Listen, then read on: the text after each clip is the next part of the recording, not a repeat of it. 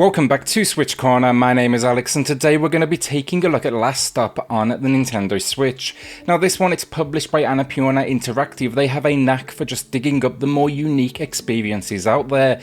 But can this one uphold their pedigree, and is it going to be worth the add to your library? Well, hit subscribe if you love the Switch. As much as we all do here, join our growing family and let's get started.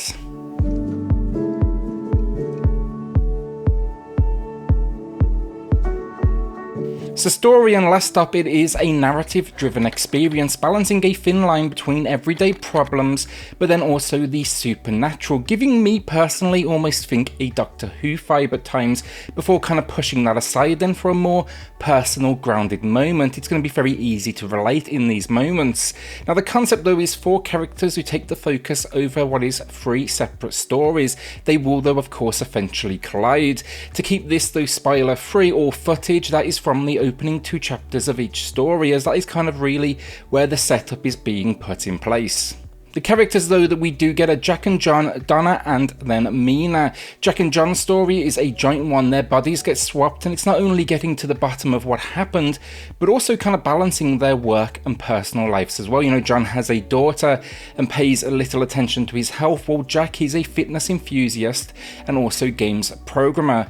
Donna then has a run-in with what can only be described as a paranormal being of some sort. Eyes are glowing and one thing like leads to another, and her friends hit them with a lead pipe over their head, and a hostage scenario of sorts kind of ensues. Finally then we get Mina. She's the most interesting of them all. She works for what is a secretive company supplying tech for the government and doing all sorts of like spy goodness. But the main focus here actually isn't any of that good stuff, but rather her own relationship issues with her husband and son, an affair she has on the side, and then just trying to connect with a father that seems against her at every turn. All the characters have their own kind of unique traits, but her story was by far the most impressive as she goes through all the kind of emotions. She's just an extremely strong character, and she's never made out to be in the wrong at any point, which is, I think, a very good sign of the quality of the storytelling on offer. All in all though, it's impressive writing. The Donna storyline, school kids kidnapping someone, feels the most removed from reality honestly, which is funny when you think about we have a tale here about body swapping, but the motive, it just didn't really kind of resonate for me, and it felt like it lacked the most weight behind it. Jack and John's is by far the funniest, as we have what is essentially a younger and older character facing the restrictions of each other's lives, and then Mina just has the intrigue. I was really impressed though overall. Like, between the strong writing and the near constant dialogue, I was absolutely glued to this one to the very end, and it just all comes together to really kind of, I'd say it embraces the all-out by the end game to deliver something that I just absolutely did not expect in its resolution. So gameplay wise, it's really light stuff here. It's absolutely a cinematic experience, you know, one of these interactive experiences. It's dialogue driven, and while there is options in regards to responses, it's actually a relatively linear ride outside of the ending, where you can find a couple of different outcomes. Fortunately though, I will add here, like, the writing of these characters is so good that yes, it may not play a huge impact on the outcome. You can basically choose that in the closing moments of the game. It's the fact that you can still dive into topics that maybe interest you about these characters, you know, learn more about what you want to learn with certain responses, and even then add a dash of kind of your own personality to really dial up the connection you feel with this cast. Gameplay though is that, look, select dialogue, occasionally complete actions playing out on screen like tapping the L&R button to sprint or moving the sticks to mimic an action on screen, but it's almost like it's designed to make sure you're paying attention over really anything else. You can't really fail in this game, or, you know, anything along those lines. So yeah, I would not call it involved stuff. You also do get to move the characters as well on occasion, but again, like, incredibly linear stuff where there's only really one direction to go, and the game does a great job then here in these moments with its camera work and location design to make sure you instinctively choose the right direction.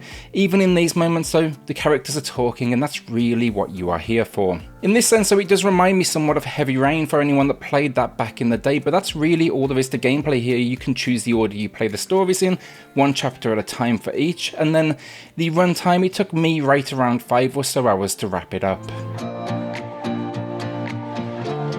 So graphically, I like the visual style a lot. It's got this cartoonish spin on the real world. Everything is recognizable, but it's clearly not out to, you know, achieve realism. It allows for some nice vivid colors, though. The characters are memorable, even though they're kind of borderline caricatures, and then locations incredibly varied. It allows the game to give us the more grounded story, but also embrace the science fiction, though, and that switch between, you know, real life and all out there sci-fi, it never feels too jarring. The camera work then is just incredible. They really know how to deliver the cinematic goods with some just incredible angles. There's constant cuts then, and then there's like a camera that is rarely still reacting to every movement that you make. You know, if you're moving a character in one direction, the camera is going to be doing something completely different. My understanding though here is this team delivered an award-winning detective experience called Virginia, I think it was, prior to this, and that was actually praised for its cinematic delivery. And if it's anything like this, I can absolutely see why. It just feels right. It's never over the top, and it's of a quality that would be extremely easy to kind of miss on and deliver something that felt almost like it was just trying to copycat all the movies out there. This feels like it very much was from a team that knows exactly what they are doing. Problems wise, some of the design decisions, they won't be for everyone. Characters populating this world, for example, that you don't actually interact with, they are like faceless, meaning at times it can feel a little almost lifeless. The emotional reactions in dialogue as well, it rarely matches the emotion on the character's face. They kind of lack any high level of facial animation.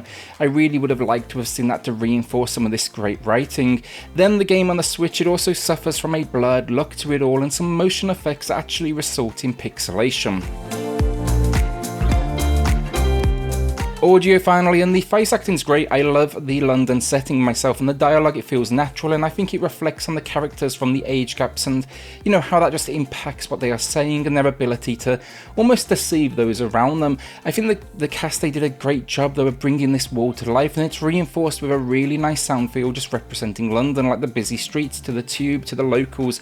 And then the music, it's minimal for the majority, but it knows when to kick things up a notch and when to go for that more kind of somber approach. Really like the audio though, top marks from me, and it felt right at home alongside the cinematic design. So overall, Last Stop is a great narrative-driven experience that I would happily recommend for those that like more science fiction style of storytelling, or even those that enjoy a good character study. That's because this one absolutely puts these characters and their real-world problems first and foremost, while leaving that sci-fi to kind of give you the overarching theme. You know, each, I will say though, with varying degrees of seriousness. While I struggled to find the entertainment in Donna's school friend story and kidnapping, the other two more than made up for it.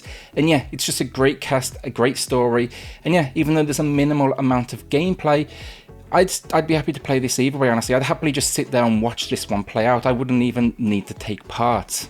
I think it's fair to say though at this point, look, for that reason, it's not going to be for everyone. It's an interactive experience. If you like things like FMVs like me, it's probably going to be one you should take a look at.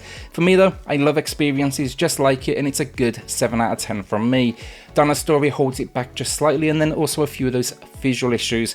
To be fair though, like, I can't wait to see what this team goes and does next. If they can find a way to maybe incorporate even more gameplay into this kind of particular brand of cinematic storytelling, then I think we could be onto a real winner of a studio here, and maybe they can open up that audience who will be interested.